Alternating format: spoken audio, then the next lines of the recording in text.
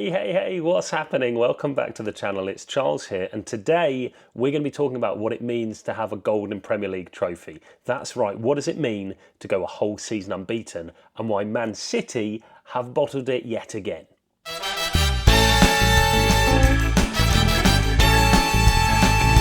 Woo! That was a steamy weekend of football that I don't think any of us saw coming. At least me, I went out and I said to a bunch of Newcastle fans that their club was full of oil money. Check out that TikTok. It did not land well for me at all. On my main channel here, I told you that Arsenal would beat Newcastle 2-1 at St James's Park. It actually ended up being such a drab match for an Arsenal fan. Newcastle deserved winners. Well done to everyone up there. I hope you had a good day out, keeping that clean sheet up there. But Arsenal lost. It wasn't our first loss of the season, but there was something significant about game week 10. It was the last time a team in the Premier League could call themselves unbeaten for the 24-25 season. We are 10 games into the season and Man City finally lost, put an L in their column. They're not going to go unbeaten for a season. And no one since the 2003-2004 Invincible team that Arsenal put out have got even close to it. So I want to take you on a little recap of how we got here. It is the summer of 2024. England have got knocked out of the Euros, disappointing the entire nation. But big money transfers are about to happen. Man City will bin off Julian Alvarez for about 70 million euros. It's one of the biggest transfers in the world in this window. In comes Dominic Solanke to Spurs. He's the top Premier League signing at £55 million.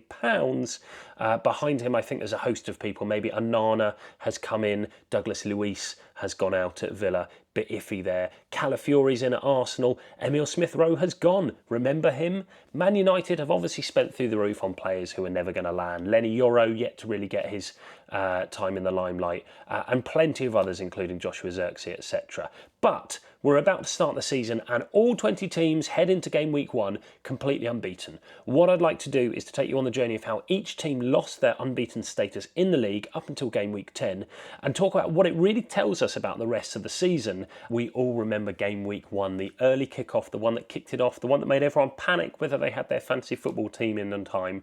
It was Fulham against Man United. In fact, it was Man United at Old Trafford, wasn't it? Fulham lost 1-0, Joshua Zirkzee coming off the bench and scoring on debut. Bright and rosy things. Man United unbeaten, Fulham lost their status. Now Fulham lost it along with 7 other teams in game week 1. We'll quickly go through their fixtures. So fans of those clubs, apologies, I'm going to remind you how you lost. Bright hopes of West Ham, who'd brought in Max Kilman for £40 million to be the rock of their central defence under Lopetegui. They lost 2-1 to Villa on the opening day of the season. A bit harshly, I guess they lost. It probably should have been a 1-1 draw, but Villa won 2-1 against West Ham. That was West Ham knocked out alongside Fulham. Southampton promised so much in the Championship, but Newcastle beat them 1-0. I had Alan Armstrong in my fantasy football team thinking he was a bargain. He wasn't, and Southampton fans have not really got that much to shout about since. Southampton lost it on game week 1. Elsewhere, Everton had a huge loss. I don't think anyone saw it coming. 3-0 to Brighton. Brighton were back. Everton very quickly out of the running. Wolves lost 2-0 to Arsenal in a very uncompetitive fixture. I'd predicted Wolves to get relegated and they didn't show that much then or since, if I'm honest. Still yet to get their first league win of the season. Really plucky Ipswich team. You remember them when they were excited? First game of the season at home to Liverpool. They lost 2-1. Liverpool, who knew then what they were going to go on to do, but Ipswich lost it on the first game. Crystal Palace had a 2-1 loss to Brentford. I don't know if it was surprising or not. People never knew what was happening with Ivan Toney, or whether Ole Glasner would be good at Palace or not. Chelsea had a 2-0 loss to Man City in what turned out to actually be an okay season so far for both teams. Man City were just light years ahead of Chelsea for that fixture. I think that's it. So 8 teams out in game week 1. We had 12 remaining. The hunt for unbeaten FC went on. Game week 2, Aston Villa were at home to Arsenal, who beat them 2-0 in a huge overcoming of what they'd done the season before. So fantastic, that was Aston Villa out. Leicester lost 2-1 to Fulham. They'd had that opening day draw against Tottenham 1-1, but when they went to Fulham, Fulham suddenly looked a bit spicy in that midfield with Reece Nelson, Emile Smith-Rowe and Alex Iwobi doing that old Arsenal connection. Man United lost surprisingly, or maybe not, now that we know about it, 2-1 to Brighton. At the time, it felt like a big loss for Erik ten Hag, and, well, it was the start of a downward spiral, I guess, for him. Brentford lost 2-0 to Liverpool.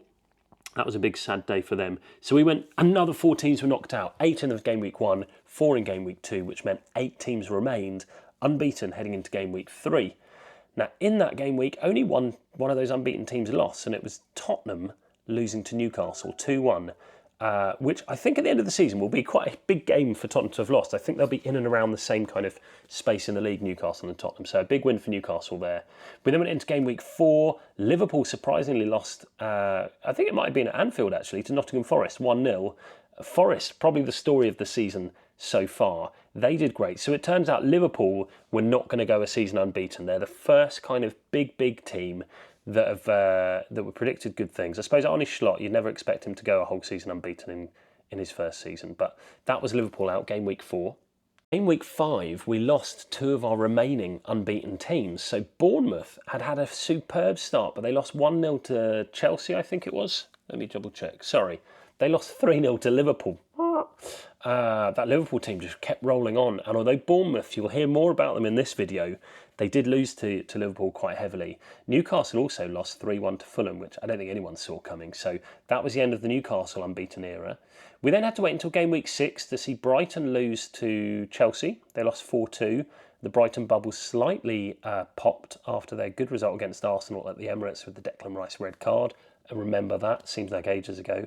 And then Forest lost 1-0 to Fulham in, again, a kind of against the run of play result, but it is what it is. So there were then 2 teams remaining. Game week 7, neither Arsenal nor Man City lost. Game week 8, Arsenal go to the Bournemouth stadium, and William Saliba is sent off in the first half as a last man red card. I thought it was soft, but then I'm biased. I'm an Arsenal fan. Arsenal lost 2-0 to Bournemouth, and I didn't think I'd be seeing that game score again, really. But Bournemouth did it again in game week 10. They beat Man City 2-1, and if I'm honest, they probably did more against Man City than they did against Arsenal. There was no doubt about it. They were a well-drilled Areola side.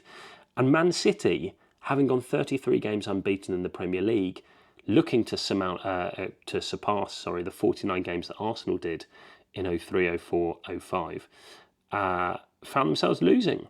They will not go a season unbeaten. And it raises a very interesting point for me.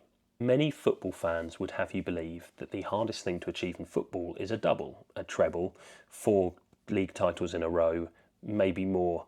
I still think the hardest thing in football is to go a whole season unbeaten. And it's not about whether you're the best side, and it's not about whether you win all your games. It's can someone put more balls in the back of the net than you can in their net. And Arsenal fans will cling to this. It's been 20 years since we won the league title, and it's been since that unbeaten season. But it's really difficult to do. And I mean, like, really difficult. It's only happened once before in English football, and that was Preston North End about 100 years ago. Preston fans, leave something in the comments to let me know about your Invincible team. But in the Premier League era, it just doesn't happen very often.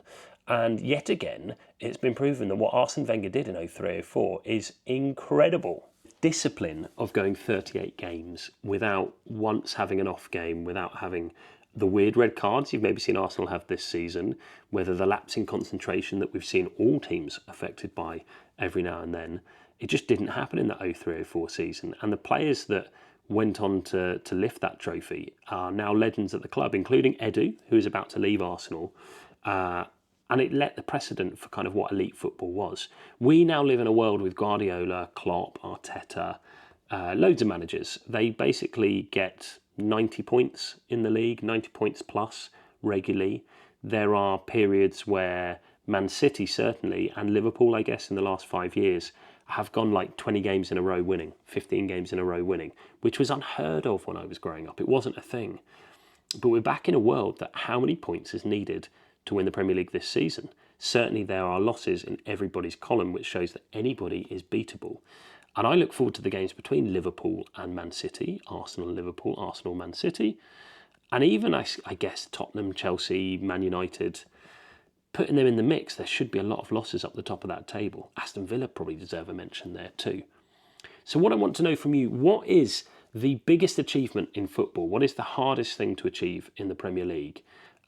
Will anybody go for an invincible season beyond what Arsenal did in 03, 04? Is that invincible season more impressive than the Centurion Club of 100 points? They're both one-offs, I guess. Or are they? Time will tell. And what is the weakness that Man City will have for having had a loss? We've already seen with Arsenal, when they do lose, you get back-to-back losses, or you get drop points in a number of games. Will Man City bounce back? Will the fixtures work in their favour? Or is this the start of it for Man City? Will they have the same decline that Liverpool had after their great run, that Arsenal have had after their great run? Is it the end of Man City's time to be just winning week in, week out? We know we have the 115 FFP charges, and behind the scenes that will be taking a toll on the day-to-day management of that club. I, for one, am excited. I will go into the 25-26 season yet again looking for unbeaten FC on my challenge to see who can go a whole season unbeaten. But for now, another season is done and dusted. We are mere mortals, people can lose, and that's okay. A huge welcome to any of my new fans. The last video I thought popped very nicely. Maybe I shouldn't predict Arsenal to win as often as I do and not face the consequences of that. But if you have liked this, please give it a thumbs up, consider subscribing, and leave a comment on your views. I love to get engaged with my community here on YouTube. I've been Charles, you've been amazing, and please, wherever you are this week, enjoy your football, be good humans, do good things, and come back for more.